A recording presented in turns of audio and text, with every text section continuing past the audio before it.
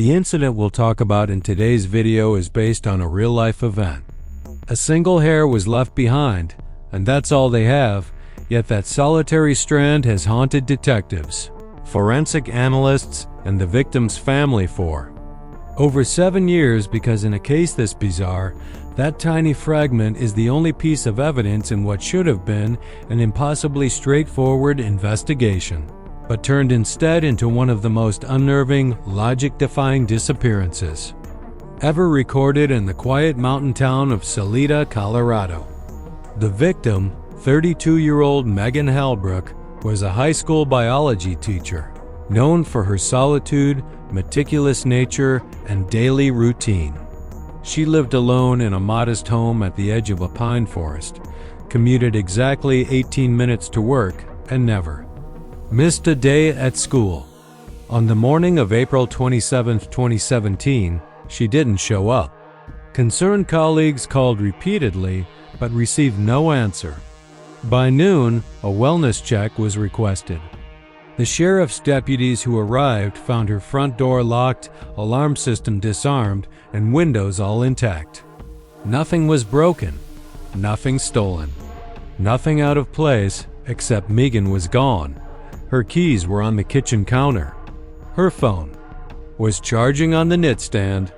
Her wallet, ID, cash, and cards all untouched. Her bed was made. Her car was in the garage. There were no signs of struggle, no fingerprints other than her own, no DNA, no trace. Except for one thing. On her bedroom floor, directly in the center of the room, illuminated by a shaft of sunlight, lay a single, perfectly straight, white blonde human hair, 6 inches long, when Megan had dark auburn hair and lived alone. That hair was immediately collected and sent to the state lab. The results were inconclusive. The DNA didn't match anyone in the national database. Not a single hit, not even partial. Worse, further mitochondrial testing revealed something deeply unsettling. The hair's DNA showed anomalies, markers that didn't fit into known human haplogroups, almost as if it belonged to someone close to human, but not entirely. The technician who analyzed it requested reassignment the following day. When questioned, she claimed the DNA sequence looped back on itself and that one of the chromosomal structures resembled an extinct variant of Homo sapiens. Investigators were baffled. They searched every inch of the house with UV and luminol. Nothing. The entire residence was surgically clean, too clean. Not even common household dust or dead skin cells were found in the master bedroom. The carpet, despite being years old, had no particles beneath it. Forensics called it environmentally sterilized. Surveillance from the neighbor's doorbell cam showed Megan watering her plants at 9:07 p.m. the night before. The timestamp was accurate. She waved to a neighbor, smiled, went inside. That was the last verified sighting of her. But at 2:43 a.m., her motion detector alarm system logged a movement in the living room and then deactivated itself from inside using her unique passcode, a code she never wrote down and had not shared with anyone.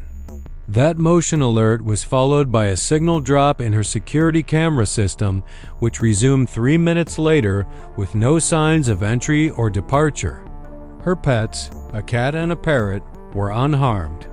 The cat was found curled on her couch, acting normally. The parrot, however, was later recorded repeating a chilling phrase which it had never said before, and which no family member or friend claimed to have taught it: "Don't let it touch your spine." The phrase was repeated 10 times during the first police interview, then never again. Over the following weeks, posters were printed, rivers dredged, helicopters deployed, and bloodhounds released. None found a trace. Not even her scent could be tracked beyond the front door. Search teams noted an eerie silence in the woods behind her house. Birds avoided the trees, and a 400-yard stretch of forest floor was found flattened as if pressed down by immense weight. Yet no tire tracks, No footprints, just silence. One of the searchers later reported seeing a shimmer like heat waves moving between the trees, but the video from his helmet cam was corrupted during that time, showing only flickering gray distortion. A month after the disappearance, Megan's sister received a package, no return address. Inside was a small wooden box, hand-carved, old-fashioned, and locked with a clasp. No key included. When the box was X-rayed, it appeared empty.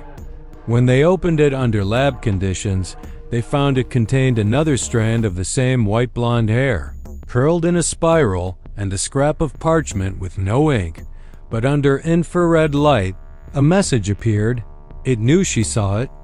In the months that followed, multiple people involved in the case reported strange symptoms: insomnia, auditory hallucinations, mirrors fogging without steam, watches stopping at 2:43 a.m., the exact time Megan's alarm system had been disabled. The lead detective resigned, citing unbearable pressure from unseen forces, and later died in what was called a sleepwalking accident. He fell from his second-story window, arms outstretched, eyes open. A second forensic expert was hospitalized after claiming that during the hair reanalysis, she heard it breathing behind her despite being alone in the lab. Megan's house was eventually sold, but every tenant since has moved out within weeks, citing noises from empty rooms, objects rearranging themselves, and the constant feeling of being watched. One renter left in the middle of the night after finding hundreds of strands of that same white blonde hair forming a perfect spiral on the living room floor. Paranormal investigators visited in 2019 but refused to publish their findings, stating only, "We went looking for a ghost. What we found wasn't dead." As of today, Megan Halbrook remains missing. The case file sits in a federal archive marked Open Level 2, Anomalous.